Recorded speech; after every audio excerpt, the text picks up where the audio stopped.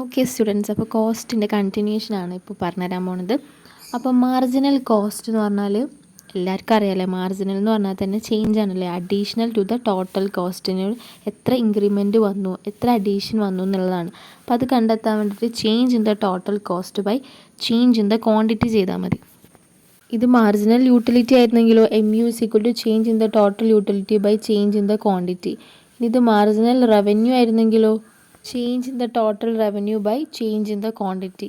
ഇനി ഇത് marginal product ആയിരുന്നെങ്കിലോ change in the total product by change in the quantity. എന്തായാലും ടോട്ടൽ പ്രൊഡക്റ്റിലേക്ക് വരുന്നൊരു ഇൻക്രിമെൻ്റ് ഉണ്ടാവുമല്ലോ, ആ ഒരു അഡീഷൻ ഉണ്ടാവുമല്ലോ, അതാണിത് ഉദ്ദേശിക്കുന്നത്. ശരിക്കും ഒരു ഫേമിൻ്റെ കോസ്റ്റ് എന്തൊക്കെയാണ്? ഫാക്ടേഴ്സ് ഓഫ് പ്രൊഡക്ഷന് വേണ്ടിയിട്ട് പേ ചെയ്യുന്ന പ്രൈസസ് ഒക്കെയാണ് അല്ലേ. നമ്മൾ എംപ്ലോയ് ചെയ്യുന്ന ഫാക്ടേഴ്സിന് പേ ചെയ്യുന്ന പ്രൈസാണ് കോസ്റ്റ് എന്ന് പറഞ്ഞാൽ.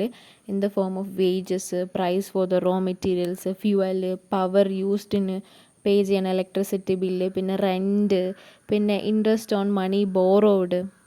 കോസ്റ്റ് തന്നെ രണ്ട് രീതിയിലുണ്ട്, ഒന്ന് എക്സ്പ്ലിസിറ്റ് കോസ്റ്റും ഒന്ന് ഇംപ്ലിസിറ്റ് കോസ്റ്റും. ഇപ്പോൾ എക്സ്പ്ലിസിറ്റ് കോസ്റ്റ് എന്ന് പറഞ്ഞാൽ റെക്കോർഡ് ചെയ്യാൻ പറ്റുന്ന റെക്കോർഡഡ് കോസ്റ്റാണ്, എഴുതി വെക്കാൻ പറ്റും നമുക്ക്. അക്കൗണ്ടിങ് കോസ്റ്റാണ്, അല്ലെങ്കിൽ അക്കൗണ്ടിങ്ങിൽ യൂസ് ചെയ്യുന്ന കോസ്റ്റ് എന്ന് പറഞ്ഞാൽ എക്സ്പ്ലിസിറ്റ് കോസ്റ്റാണ്. പിന്നെ എക്സ്പ്രസിങ് കോസ്റ്റാണ്, ഔട്ട് ഓഫ് ദ പോക്കറ്റ് കോസ്റ്റാണ്, ശരിക്കുള്ള മണി നമ്മൾ ചിലവാക്കുന്നതാണ്. ഓൾറെഡി ഇൻകേർഡ് ആണ് അല്ലേ അത്, ഫിനാൻഷ്യൽ സ്റ്റേറ്റ്മെൻറ്റിൽ റെക്കോർഡ് ചെയ്യുന്നതൊക്കെയാണ് explicit cost. All the payments done. Implicit cost എന്ന് പറഞ്ഞാൽ നോൺ റെക്കോർഡബിൾ കോസ്റ്റാണ്, നോൺ അക്കൗണ്ടബിൾ കോസ്റ്റാണ്. അത് നമുക്ക് കാണാനൊന്നും പറ്റില്ല. അത് നമ്മളിങ്ങനെ, അതായത് ഫോർഗോൺ ആയിട്ടുള്ള ഒരു കോസ്റ്റ് ഉണ്ടാവുമല്ലോ, ഓപ്പർച്യൂണിറ്റി കോസ്റ്റ് എന്ന് പറയും. അതായത് ബിസിനസ്സിന് വേണ്ടി അല്ലാതെ ആ മണി വേറൊരു കാര്യത്തിന് വേണ്ടി ഇൻവെസ്റ്റ് ചെയ്തിരുന്നെങ്കിൽ ഓൺട്രപ്രണറിന് കിട്ടാവുന്ന ആ ഒരു ഗെയിൻ ഉണ്ടാവുമല്ലോ, അതൊക്കെയാണ് ആ ഒരു ഫോർഗോൺ ഒരു ഓപ്പർച്യൂണിറ്റി എന്ന് പറഞ്ഞാൽ. ആ ഒരു കോസ്റ്റാണ് ഇവിടെ പറയുന്നത്. അതേപോലെ തന്നെ ഇതിനെ ഇങ്ങനെയും പറയാൻ പറ്റും, cost of the factors owned by the entrepreneur himself, അല്ലെങ്കിൽ employed in his own business. അപ്പോൾ സ്വന്തമായിട്ടുള്ള വർക്കിന് ഓൺട്രപ്രണർക്ക് ഒന്നും കിട്ടണില്ല അല്ലേ, അപ്പോൾ അത് നമുക്ക് കാണാനൊന്നും പറ്റില്ല അല്ലേ. പിന്നെ സ്വന്തമായിട്ടുള്ള കാർ യൂസ് ചെയ്യുന്നു, സ്വന്തമായിട്ടുള്ള ചാർജർ, നെറ്റ്, വൈഫൈ, അങ്ങനെയൊക്കെ സ്വന്തമായിട്ടുള്ള യൂസ് ചെയ്യില്ല, അതൊന്നും അക്കൗണ്ടിങ്ങിലൊന്നും കാണിക്കില്ല. പക്ഷേ ഓൺട്രപ്രണറുടെ കാര്യങ്ങളാണ്, ഓൺട്രപ്രണറുടെ വർക്കിംഗ് ഹവേഴ്സ്, സാക്രിഫൈസ് ചെയ്യുന്ന ഹവേഴ്സ്, ആ ഒരു ടൈം വേറെ സ്ഥലത്ത് ഹവേഴ്സ് സ്പെൻഡ് ചെയ്തിരുന്നെങ്കിൽ വേറെ സാലറി കിട്ടുമായിരുന്നു. അപ്പോൾ അങ്ങനത്തെ ആ ഒരു നഷ്ടപ്പെട്ടു പോയ ആ ഒരു ഓൾട്ടർനേറ്റീവിൻ്റെ പൈസയൊക്കെ ഉണ്ടാവുമല്ലോ, അതൊക്കെയാണ് കാണാൻ പറ്റാത്ത കോസ്റ്റാണ് ഇംപ്ലിസിറ്റ് കോസ്റ്റ്. അപ്പോൾ എക്കണോമിക്സിൽ എക്സ്പ്ലിസിറ്റും ഇംപ്ലിസിറ്റും കോസ്റ്റ് ഉൾപ്പെട്ടതാണല്ലേ.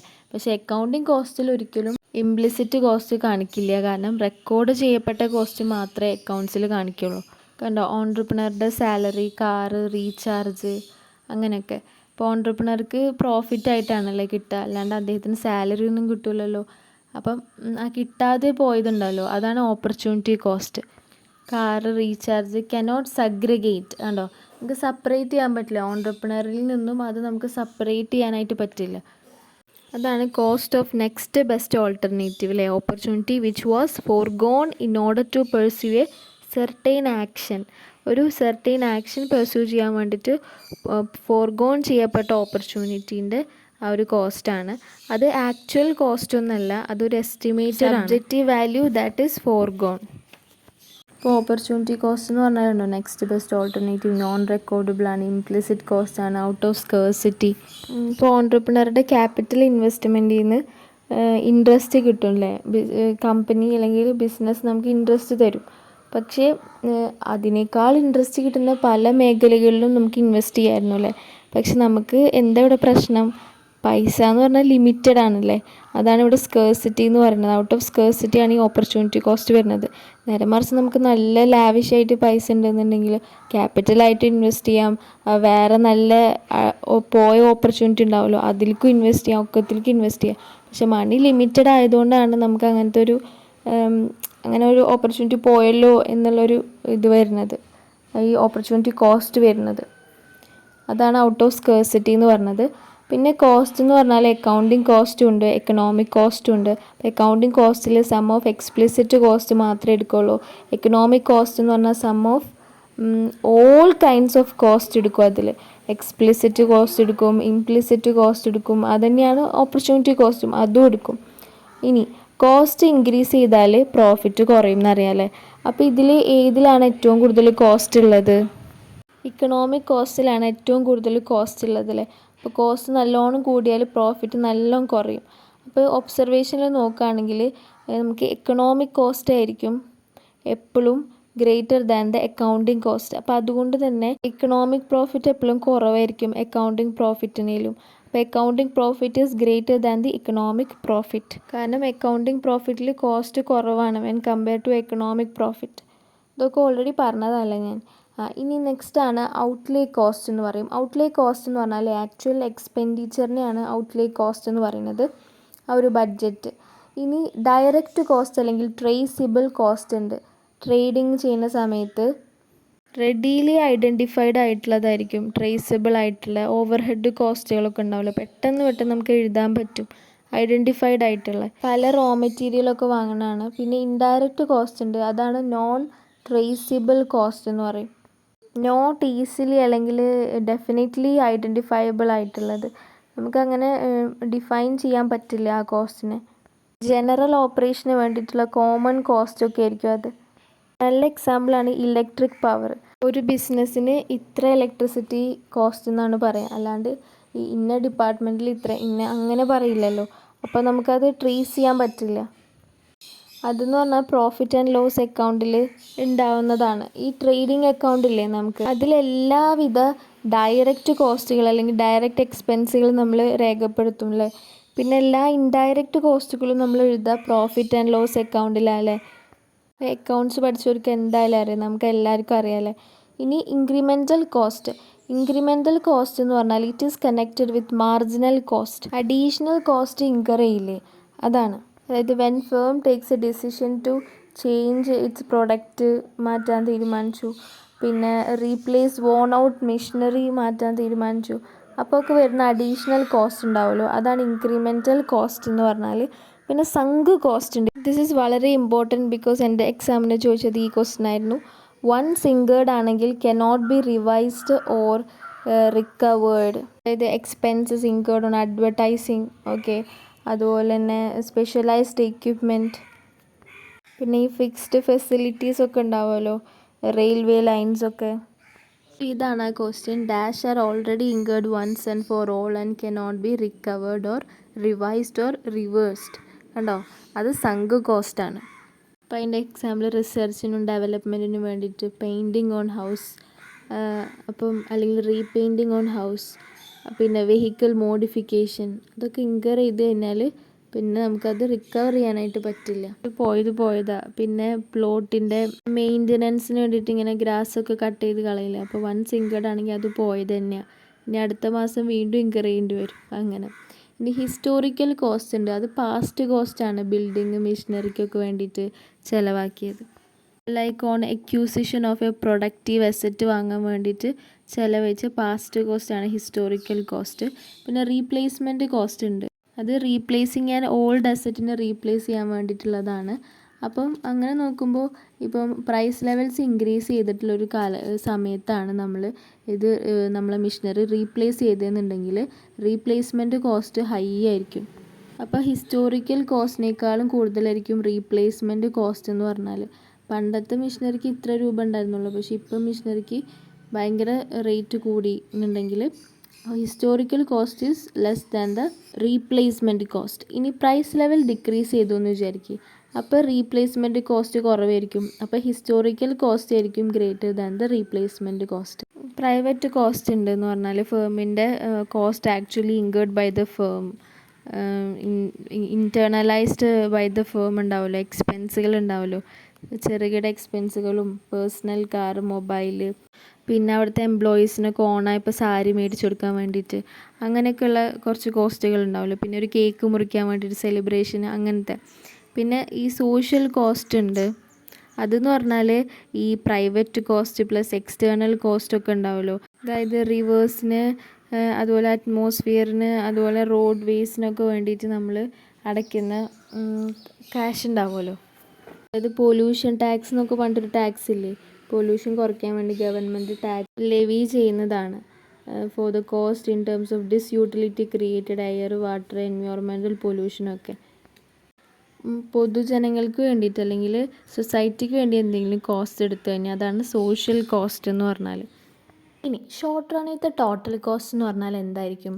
ടോട്ടൽ കോസ്റ്റ് എന്ന് പറഞ്ഞാൽ ഫിക്സഡ് കോസ്റ്റും വാരിയബിൾ കോസ്റ്റും ഒക്കെ ആഡ് ചെയ്തതാണ് അല്ലേ.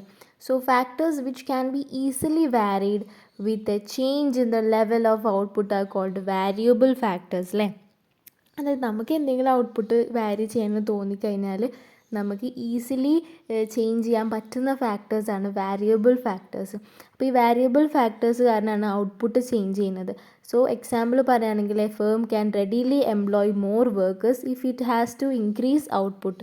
അതായത് നമുക്ക് ഒരു മാസം കൊണ്ട് ഒരു ബിൽഡിങ് ഒരു 2 റൂംസ് ഉള്ള ബിൽഡിങ് പണിയുന്നുണ്ടെങ്കിൽ നമ്മൾ അത്രയും എംപ്ലോയീസിനെ കൂട്ടിയാൽ മതി അല്ലേ. എംപ്ലോയേഴ്സിനെ കൂട്ടിക്കഴിഞ്ഞാൽ എന്തായാലും നമുക്ക് ആ ഒരു വർക്ക് നമുക്ക് ഭയങ്കരമായിട്ട് ഔട്ട്പുട്ട് ഇൻക്രീസ് ചെയ്തിട്ട് കിട്ടും. അപ്പോൾ അങ്ങനെ നമുക്ക് ആ വർക്ക് കംപ്ലീറ്റ് ചെയ്യാൻ പറ്റും. അപ്പോൾ മെയിനായിട്ടുള്ള താരം എന്ന് പറഞ്ഞാൽ വാരിയബിൾ കോസ്റ്റാണ് ശരി. അതായത് വാരിയബിൾ ഫാക്ടറിന് പേ ചെയ്യുന്ന കോസ്റ്റ്. ഈ കോസ്റ്റ് കാരണമാണ് എപ്പോഴും ഔട്ട്പുട്ട് ചേഞ്ച് ചെയ്യാറ്. ഇനി such factors which cannot be readily varied or require a longer period to adjust are called fixed factors. കണ്ടോ, പെട്ടെന്ന് അങ്ങനെ നമുക്ക് വാരി ചെയ്യാനൊന്നും പറ്റില്ല. Building, capital equipment, top management team, അതൊക്കെ കുറേ കാലം എടുത്തിട്ട് നമുക്ക് കിട്ടേണ്ടതാണ്. അതുമാത്രമല്ല ഭയങ്കര എന്ന് പറഞ്ഞാൽ ഭയങ്കര എക്സ്പെൻസ് ആയിരിക്കും നല്ല ടോപ്പ് മെഷീനറി ഒക്കെ വാങ്ങാൻ വേണ്ടിയിട്ട്. അപ്പോൾ അതെന്ന് പറഞ്ഞാൽ എന്താണ്, ഫിക്സ്ഡ് ഫാക്ടേഴ്സാണ്. അപ്പോൾ ഫിക്സ്ഡ് ഫാക്ടർ കാരണം നമ്മൾ ഔട്ട്പുട്ട് അങ്ങനെ പെട്ടെന്ന് ചേഞ്ച് ചെയ്യില്ല. കാരണം ഫിക്സ്ഡ് ഫാക്ടർ എന്ന് പറഞ്ഞാൽ ഇറ്റ് cannot be varied ആണല്ലോ. ഇനിയിപ്പോൾ ഷോർട്ട് റണ്ണിൽ നോക്കിക്കഴിഞ്ഞാൽ only variable factors can be varied and fixed factors remain unaltered. കണ്ടോ. ഇനി ലോങ് റണ്ണിലാണെങ്കിൽ ഓൾ ഫാക്ടേഴ്സ് ബിക്കം വാരിയബിൾ. അത് നമ്മൾ ഓൾറെഡി പറഞ്ഞു അല്ലേ. പ്രൊഡക്ഷൻ ഫംഗ്ഷനിൽ അങ്ങനെ തന്നെയായിരുന്നു അല്ലേ പറഞ്ഞത്. ആ പ്രൊഡക്ഷൻ ഫംഗ്ഷൻ്റെ കോസ്റ്റ് സൈഡാണ് ഇപ്പോൾ നോക്കുന്നത്. രണ്ടും സെയിം തന്നെയാണ്. ഓക്കെ. അപ്പോൾ ഇവിടെ നോക്കിക്കഴിഞ്ഞാൽ ഫിക്സ്ഡ് കോസ്റ്റ് എന്ന് പറഞ്ഞാൽ cost which is independent of output. Okay, output change ചെയ്യുന്നത് ഈ ഒരു ഫിക്സ്ഡ് കോസ്റ്റ് കാരണമല്ല. അതായത് ഇപ്പോൾ ഒരു ബിൽഡിങ് അത് ഓൾറെഡി ഇൻകേർഡ് ആയിട്ടുള്ള ഹിസ്റ്റോറിക്കൽ കോസ്റ്റാണ്, അതാണ് ഫിക്സ്ഡ് കോസ്റ്റ്. പക്ഷേ ആ ഒരു ബിൽഡിങ് മാത്രം ഉണ്ടായതുകൊണ്ട് വല്ല ഔട്ട്പുട്ട് സംഭവിക്കുമോ? ഒരിക്കലും ഇല്ല. വാരിയബിൾ ഫാക്ടേഴ്സ് കാരണമാണ്, വാരിയബിൾ കോസ്റ്റ് ഇൻകർ ചെയ്യുന്നതുകൊണ്ടാണ് നമുക്ക് ഔട്ട്പുട്ട് കിട്ടുന്നത്. സോ അതുകൊണ്ട് തന്നെ ഫിക്സ്ഡ് കോസ്റ്റ് എന്ന് പറഞ്ഞാൽ cost which is independent of output. Output fixed factor അല്ലെങ്കിൽ ഫിക്സ്ഡ് കോസ്റ്റ് കാരണമൊന്നും ഇൻക്രീസ് ചെയ്യുന്നില്ല. അതായത് such charges like contractual rent, insurance fee, maintenance cost, property tax, interest on capital employed, പിന്നെ managers salary, വാച്ച്മാൻസ് wages, ഇതൊക്കെ fixed ആയിട്ടുള്ള cost ആണല്ലേ.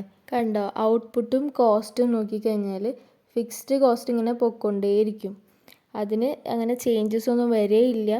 Insurance ഫീ, ആ ഒരു specific some of money നമ്മളിങ്ങനെ എല്ലാ മാസവും അടച്ചുകൊണ്ടേയിരിക്കും അല്ലേ. അപ്പോൾ അത് ഫിക്സ്ഡ് ആണ് എന്ന് വെച്ചിട്ട് നമുക്ക് വല്ല ഇൻഷുറൻസ് അടച്ചുകൊണ്ട് നമുക്ക് വല്ല ഔട്ട്പുട്ടിൽ മാറ്റം വരുമോ? ഇല്ല. റെൻ്റ് അടച്ചുകൊണ്ട് നമുക്ക് വല്ല ഔട്ട്പുട്ടിൽ മാറ്റം വരുമോ? ഇല്ല. മാനേജറിന് സാലറി കൊടുത്തുകൊണ്ട് ഔട്ട്പുട്ടിൽ വല്ല മാറ്റം വരുമോ? ഔട്ട്പുട്ടിൽ മാറ്റം വരണമെങ്കിൽ വർക്കർക്ക് സാലറി കൊടുക്കണം, എന്നാലാണ് ഔട്ട്പുട്ടിൽ മാറ്റം വരിക. ഇത് മാനേജ് ചെയ്യുന്ന ആൾക്ക് സാലറി കൊടുത്തുകൊണ്ട് കാര്യമില്ലല്ലോ. അതുമാത്രമല്ല മെയിൻ്റനൻസ്, ഇപ്പം നമ്മൾ പ്ലോട്ടിലൊക്കെ പുല്ല് നിറഞ്ഞു, അപ്പോൾ അതെന്നും വെട്ടണം, എല്ലാ മാസവും വെട്ടണം. അപ്പോൾ അതുകൊണ്ട് നമ്മൾ പ്രൊഡക്ഷന് വല്ല ഇൻക്രിമെൻറ്റ് നടക്കുന്നുണ്ടോ? ഇല്ലല്ലോ.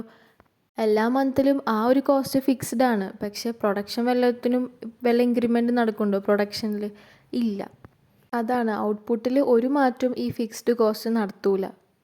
പിന്നെ വാരിയബിൾ കോസ്റ്റ് ഉണ്ട്, അതെന്ന് പറഞ്ഞാൽ change with the changes in output. നമുക്ക് എന്തെങ്കിലും ഔട്ട്പുട്ട് ചേഞ്ച് ചെയ്യണമെന്നുണ്ടെങ്കിൽ വാരിയബിൾ കോസ്റ്റ് മാറ്റിയാൽ മതി. Wages of casual labour employed, price of raw material, fuel, power used, transport cost, അങ്ങനെ ബേസിക് ആയിട്ടുള്ള ചെറുകിട ആയിട്ടുള്ള ഡെയിലി എക്സ്പെൻസുകൾ ഉണ്ടാവുമല്ലോ, അതാണ് ഈ വാരിയബിൾ കോസ്റ്റ്. കണ്ടോ, variable cost changes linearly with the changes in output.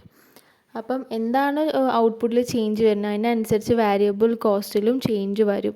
അതായത് വാരിയബിൾ കോസ്റ്റ് എത്രത്തോളം നമ്മൾ ഇൻക്രീസ് ചെയ്തിട്ട് കൊടുത്തോ അതിനനുസരിച്ച് നമുക്ക് ഇൻക്രീസിൻ്റെ ഉള്ളൊരു ഔട്ട്പുട്ട് കിട്ടും. ഈ രണ്ട് ഗ്രാഫ് നോക്കിയാൽ തന്നെ നമുക്ക് മനസ്സിലാവും. വാരിയബിൾ കോസ്റ്റിൻ്റെ ഗ്രാഫ് 0 എന്നാണ് തുടങ്ങണേ.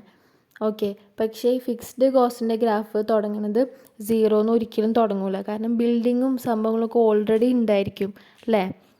ഓൾറെഡി ഇൻകേർഡ് കോസ്റ്റ് ആണത്. പക്ഷേ വാരിയബിൾ കോസ്റ്റ് എന്ന് പറഞ്ഞാൽ അത് സീറോയിൽ നിന്ന് ബിൽഡിംഗ് ഒക്കെ ഉണ്ടായതിന് ശേഷം വരുന്ന കോസ്റ്റ് ആണല്ലേ. അപ്പോൾ അത് സീറോയിൽ നിന്ന് തുടങ്ങണതാണ്. ഷോർട്ട് റണ്ണിൽ എങ്ങാനും ഫേം ഷട്ട് ഡൗൺ ചെയ്താൽ it may not use variable factors of production any more. പക്ഷേ ഫേം എങ്ങാനും shut down in the short run ചെയ്താൽ ഈ ഒരു ഫിക്സ്ഡ് കോസ്റ്റ് റിമെയിൻസ്, അപ്പോഴും റിമെയിൻ ചെയ്യില്ല. അസറ്റ് ആയതുകൊണ്ട് അപ്പോഴും റിമെയിൻസ് ചെയ്യും. ഇവിടുന്ന് മെയിനായിട്ട് ആ ഗ്രാഫാണ് നോക്കേണ്ടത്. ഫിക്സ്ഡ് കോസ്റ്റ് ഒരിക്കലും സീറോ അല്ല, കാരണം എന്തായാലും ഫിക്സ്ഡ് കോസ്റ്റ് ഉണ്ടായിരിക്കും. ഓക്കെ, സീറോയിൽ നിന്ന് ഒരിക്കലും തുടങ്ങുമല്ലോ ഫിക്സ്ഡ് കോസ്റ്റ്. പിന്നെ ആ ഒരു വാരിയബിൾ കോസ്റ്റ് സീറോ എന്നായാലും തുടങ്ങും. Cost neither perfectly variable nor absolutely fixed. അതായത് നൈദർ എന്ന് പറഞ്ഞാൽ എന്താ, രണ്ടും ഇല്ല എന്നാണ് അർത്ഥം. അതായത് നൈദർ പെർഫെക്റ്റ്ലി വാരിയബിളും അല്ല, അതുപോലെ തന്നെ ഫിക്സ്ഡും അല്ലാത്തത്, രണ്ടും അല്ലാത്തത്. അതാണ് സെമി വാരിയബിൾ കോസ്റ്റ് എന്ന് പറഞ്ഞാൽ.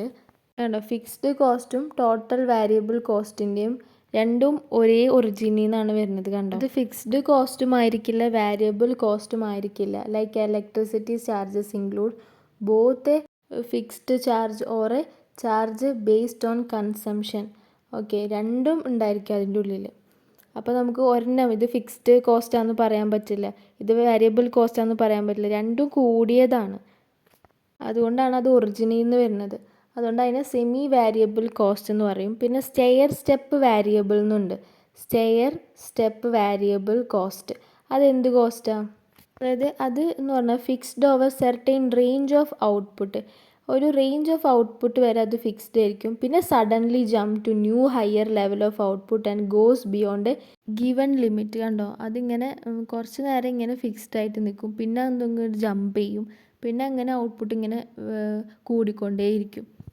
അതാണ് stair step variable cost. So ഇതാണ് ക്വസ്റ്റ്യൻ. സെപ്റ്റംബർ 2024 ക്വസ്റ്റ്യൻ ആയിരുന്നു. What term is used to describe cost that remain fixed over a certain range of output but suddenly jump to a new higher level when output goes beyond a given limit. അപ്പോൾ അതെന്ന് പറഞ്ഞാൽ എന്താ, stair step variable cost ആണല്ലേ.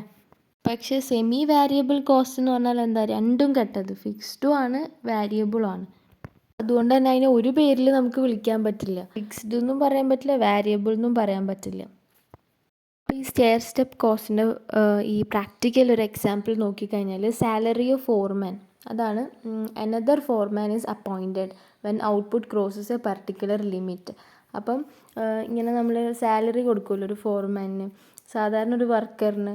അപ്പം അതൊരു limit കടന്നു കഴിഞ്ഞാൽ നമ്മൾ അടുത്ത വർക്കറെ വെക്കും. ഔട്ട്പുട്ട് ഒരു ലിമിറ്റ് കടന്നു കഴിഞ്ഞാൽ അപ്പോൾ ആ ഒരു അടുത്ത വർക്കറെ വെക്കുമ്പോഴാണ് അങ്ങനെ ജമ്പ് ചെയ്യുക അടുത്ത സ്റ്റെയറിലേക്ക് അല്ലേ. അപ്പോൾ അങ്ങനത്തെ കോസ്റ്റാണ് ഈ ഒരു സ്റ്റെയർ സ്റ്റെപ്പ് വാരിയബിൾ കോസ്റ്റ് എന്ന് പറയുന്നത്. ഇനി ശരിക്കും ഒരു short run total cost curve നമുക്ക് നോക്കിയാലോ. ടോട്ടൽ കോസ്റ്റ് കർവാണ് നോക്കുന്നത്. അപ്പോൾ അവിടെ നമുക്ക് വാരിയബിൾ കോസ്റ്റ് ഉണ്ടായിരിക്കും, ഫിക്സ്ഡ് കോസ്റ്റ് ഉണ്ടായിരിക്കും. പക്ഷേ ഇതൊക്കെ ഒന്നോ രണ്ടെണ്ണോ ആണ്, അല്ല എല്ലാത്തിൻ്റെയും പറയണല്ലേ, ഈവൻ ഷോർട്ട് റണ്ണിലായാലും. അപ്പോൾ അതുകൊണ്ട് ടോട്ടൽ വാരിയബിൾ കോസ്റ്റ് ഉണ്ടായിരിക്കും. റോ മെറ്റീരിയൽ ഉണ്ട്, ലേബർ ഉണ്ട്, അപ്പോൾ അങ്ങനെ പലതിനും ഉണ്ടല്ലേ. അപ്പോൾ അതുകൊണ്ട് ടോട്ടൽ വാരിയബിൾ കോസ്റ്റ് ഉണ്ട്, ടോട്ടൽ ഫിക്സ്ഡ് കോസ്റ്റ് ഉണ്ട്. അപ്പോൾ ഇത് രണ്ടും കൂടിയതാണ് ടോട്ടൽ കോസ്റ്റ്. അപ്പോൾ ഇവരെ രണ്ടുപേര് പറഞ്ഞാലാണ് ടോട്ടൽ കോസ്റ്റിനെയും പറയാൻ പറ്റുള്ളൂ.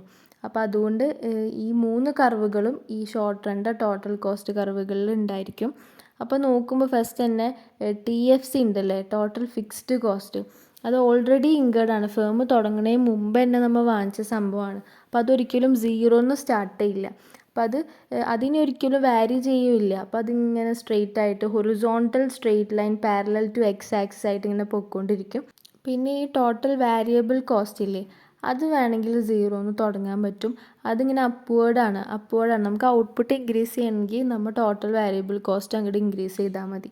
പിന്നെ ടോട്ടൽ കോസ്റ്റ് എന്ന് പറഞ്ഞാൽ ഫിക്സ്ഡിനും വാരിയബിളിൻ്റെ ഒക്കെ മേലെ ആയിരിക്കും, കാരണം ഇത് രണ്ടും ആഡ് ചെയ്തതാണല്ലോ. അപ്പോൾ അങ്ങനെ മേലെ എഴുതുക. അത് ഒറിജിൻ ചെയ്യുന്നത് എവിടെ നിന്നാണ്, ടോട്ടൽ ഫിക്സ്ഡ് കോസ്റ്റിൻ്റെ. കാരണം എന്താണെന്ന് വെച്ചാൽ സീറോ ലെവൽ ഓഫ് ഔട്ട്പുട്ടിൽ ടോട്ടൽ ഫിക്സ്ഡ് കോസ്റ്റ് 1000 ഉണ്ടെങ്കിൽ ടോട്ടൽ കോസ്റ്റും 1000 ആയിരിക്കും. അപ്പോൾ രണ്ടും സെയിം ആയിരിക്കും സീറോ ലെവൽ ഓഫ് ഔട്ട്പുട്ടിൽ. അതുകൊണ്ടാണ് രണ്ടും ഒരു ഒറിജിൻ തന്നെ തുടങ്ങുന്നത്. അപ്പോൾ അങ്ങനെ, അപ്പോൾ എക്സ് ആക്സിസിൽ ഔട്ട്പുട്ടും കോസ്റ്റാണ് വൈ ആക്സിസിൽ കാണിക്കുന്നത്. അപ്പോൾ ഫിക്സ്ഡ് കോസ്റ്റ് എന്ന് പറഞ്ഞാൽ will be incurred even if the output is zero. കണ്ടോ, ഓൾറെഡി പർച്ചേസ്ഡ് ആണത്. പിന്നെ സ്റ്റാർട്ട് ഫ്രം ഒറിജിൻ ആണ്. ഏത് variable cost, because are zero when output is zero. കണ്ടോ, ഔട്ട്പുട്ട് സീറോ ആവുന്ന സമയത്ത് വാരിയബിൾ കോസ്റ്റും സീറോ ആണ്. പക്ഷെ ഔട്ട്പുട്ട് സീറോ ആയാലും ഫിക്സ്ഡ് കോസ്റ്റ് ഓൾറെഡി പർച്ചേസ്ഡ് ആണല്ലേ, അതൊരിക്കലും സീറോ ആവില്ല. ഇതേ സംഭവം തന്നെ വീണ്ടും ഇവിടെ graphical representation of T C F C V C എന്ന് പറഞ്ഞിട്ട് എഴുതിയിട്ടുണ്ട്, നോക്കിക്കോ. അപ്പം ടി സി ഒരിക്കലും നമുക്ക് സീറോ ആവാനും പറ്റില്ല. ടി സിയും സീറോ ആവില്ല, കാരണം എന്താ, വാരിയബിൾ കോസ്റ്റും ഫിക്സ്ഡ് കോസ്റ്റും ആഡ് ചെയ്തതാണല്ലേ ടി സി, അപ്പോൾ അതെങ്ങനെ സീറോ ആവും. പിന്നെ ഈ T F C cannot be zero because output zero ആകുമ്പോൾ അപ്പോഴും നമ്മൾ total fixed cost already purchased ആണല്ലേ, അത് സീറോ ആവില്ല. പിന്നെ total variable cost output zero ആകുമ്പോൾ അതും സീറോ ആയിരിക്കും. ഇപ്പോൾ ക്യാൻ ബി സീറോ, മറ്റേത് രണ്ടും ടോട്ടൽ കോസ്റ്റ് ആയാലും ടോട്ടൽ ഫിക്സ്ഡ് കോസ്റ്റ് ആയാലും ക്യാൻ നോട്ട് ബി സീറോ. പിന്നെ ടോട്ടൽ കോസ്റ്റ് എന്ന് പറഞ്ഞാൽ total fixed cost plus total variable cost ആണ്. അപ്പോൾ ടോട്ടൽ കോസ്റ്റ് എന്ന് പറയുമ്പോൾ ടോട്ടൽ ഫിക്സ്ഡ് കോസ്റ്റ് മാത്രമാവും എപ്പോൾ ടോട്ടൽ വാരിയബിൾ കോസ്റ്റ് സീറോ ആണെങ്കിൽ. അതുകൊണ്ടാണ് ഇവർ രണ്ടുപേരും സെയിം പോയിന്റിൽ നിന്ന് തുടങ്ങുന്നത്. കണ്ടോ, ടോട്ടൽ വാരിയബിൾ കോസ്റ്റ് സീറോ ആയാൽ പോലും ടോട്ടൽ ഫിക്സ്ഡ് കോസ്റ്റിന് എന്തെങ്കിലും ഉണ്ടെങ്കിൽ ടോട്ടൽ കോസ്റ്റും അത് തന്നെ ആയിരിക്കും. That's why they both T C and T F C R starting from the same point. Quantity zero ആയാലും ടോട്ടൽ കോസ്റ്റും ടോട്ടൽ ഫിക്സ്ഡ് കോസ്റ്റും സെയിം ആയിരിക്കും. അതുകൊണ്ട് തന്നെയാണ് അവർ രണ്ടും ഒരേ പോയിന്റിൽ നിന്ന് വരുന്നത്. Total variable cost quantity zero ആകുമ്പോൾ അതായത് നോ പ്രൊഡക്ഷൻ്റെ സമയത്ത് സീറോ ആയിരിക്കും. കണ്ടോ, ത്രൂ ഔട്ട് ദി എത്ര ഔട്ട്പുട്ടിന് 1 2 3 4 ഒക്കെ ക്വാണ്ടിറ്റി കൂടിയാലും ക്വാണ്ടിറ്റി ഓഫ് ഔട്ട്പുട്ട് കൂടിയാലും ടോട്ടൽ ഫിക്സ്ഡ് കോസ്റ്റ് 1000 തന്നെ ആയിരിക്കും. ആവറേജ് കോസ്റ്റ് കാണാൻ അറിയാലോ, ടി സി ബൈ ക്യൂ. അപ്പോൾ ആവറേജ് ഫിക്സ്ഡ് ആണെങ്കിലോ അതിൻ്റെ നടുവിലൊരു ഫിക്സ്ഡ് ഇട്ട് കൊടുക്കുക, total fixed cost by the quantity, total variable cost by the quantity ചെയ്താലാണ് എ വി സി കിട്ടുക. അപ്പോൾ ഈ ടി എഫ് സിയും ടി വി സിയും ആഡ് ചെയ്യുമ്പോഴാണ് ടി സി കിട്ടുന്നത്. അതാണ് 1000 50 ആഡ് ചെയ്തപ്പോൾ 1050 ഫസ്റ്റ് യൂണിറ്റിൽ കിട്ടിയത്. 0 യൂണിറ്റിൽ ടി സിയും ടി എഫ് സി ഈക്വൽ ആയിരിക്കും. ഇപ്പോൾ വീഡിയോ ഇഷ്ടമായാൽ ലൈക്ക് ചെയ്യണം, സബ്സ്ക്രൈബും കൂടെ ചെയ്യണം. Thank you so much for watching.